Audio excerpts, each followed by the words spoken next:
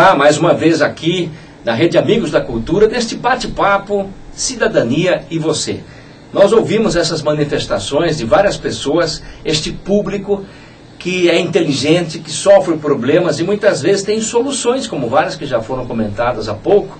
Hoje e agora vamos falar sobre as questões da nossa língua. No Brasil, a língua portuguesa. Para começar, é importante a gente reconhecer que existem alguns símbolos nacionais. O que é a nacionalidade, a cidadania? É a nossa identidade. Nós somos seres humanos, mas cada um no canto do planeta temos particularidades que nós temos que conhecer, temos que ter orgulho delas. Dentro de uma nação, de um país como é o nosso, existe o hino nacional, existe a bandeira nacional, que são símbolos da nacionalidade. Entretanto, mais importante até do que esses dois que eu já mencionei, está a língua. A nossa língua portuguesa, que é portuguesa, porém brasileira, com as suas particularidades, é aquilo que nos identifica, que nos diferencia e com muito orgulho de outras nações. Todas as nações têm o seu valor, mas cada um de nós temos a nossa nacionalidade. Se a gente não tiver orgulho pelo que nós somos, nós passamos a não ter nenhum valor no contexto de todas as nações. Temos que defender a língua. Mas é claro que no improviso do dia a dia, nas manifestações orais que a gente faz, numa conversa, um bate-papo informal, algumas vezes dentro da sala de aula, sendo professor ou sendo aluno, chamados para uma palestra, enfim, nas formas verbais, como aliás este programa, isso também é um improviso. É natural, é até bom, porque quebra o gelo, quando o orador fala de improviso e fala aquilo que lhe vem à mente naquele momento. Muitas vezes, nesse falar, a gente erra uma palavra, uma concordância. Isto é natural, tem que ser aceito, respeitado por todos. Porque o mais importante, quando a gente fala, não é usar a palavra certa. A gente tem que se comunicar, transferir de um para outro a mensagem que está na nossa mente e também no nosso coração. A boa comunicação, quando ela é verbal, exige isso, que a gente transmita o nosso sentimento, o nosso pensamento através de palavras, mesmo que essas construções, na forma verbal, eu insisto, não sejam as mais corretas, mas que existe algo correto e existe o que é errado, com certeza existe. Esse é o ponto que vem sendo debatido e foi levantado pelos jornais, especialmente com uma publicação que estava aprovada pelo MEC para ser distribuída dentro das salas de aula. Eu também, como a maioria das pessoas que se manifestou a respeito daquela publicação, fui e continuo sendo contra.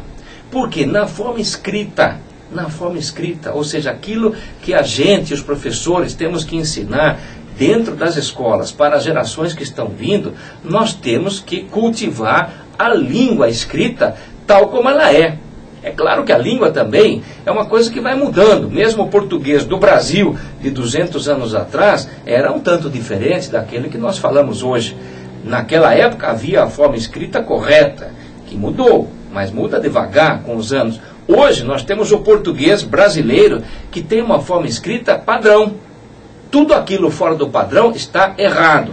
Infelizmente tem havido uma corrente ideológica, como foi a dessa publicação que chegou nas escolas, paga com recursos públicos, infelizmente, o que não deveria ter acontecido, tentou mostrar que na forma escrita da língua, que é um símbolo nacional, tanto faz você escrever certo, escrever errado, qualquer coisa vale. Isto está errado, isto é um atentado contra a cultura nacional. A forma escrita é padronizada, muda pouco com o passar dos anos. Portanto, nós temos que tomar cuidado diferenciando isso. Não há nenhuma discriminação, nenhum preconceito quando o professor chama a atenção do aluno. Ou, passado uma prova, se o aluno não conseguiu escrever de acordo com o padrão que é a nossa língua portuguesa aqui no Brasil, está errado. Naquele quesito ele vai ter nota baixa. Ele que estude mais para na próxima prova ele ter um melhor aproveitamento. Portanto, a nossa consciência tem que ser essa. Na forma falada, o que vale mesmo é a boa comunicação. Mas nós temos que ter, por comparação, a noção até do que estamos dizendo errado. como tem sido a expressão muito divulgada nesses últimos dias, para explicar esta forma errada que aquela publicação tentou passar para as crianças nas escolas. Não se pode escrever, nós pega o peixe. Isso está errado, isto é um crime, um atentado, uma vergonha que alguém escreva. Se não sabe, há de aprender. Para isso que existem as escolas e os professores.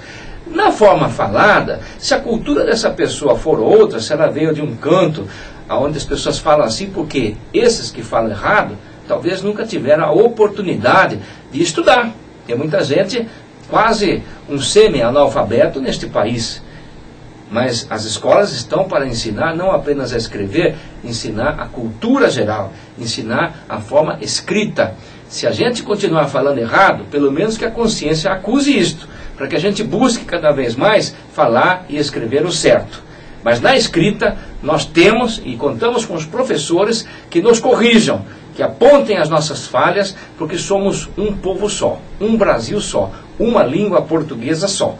Isto é nossa obrigação, enquanto tivermos orgulho de sermos brasileiros.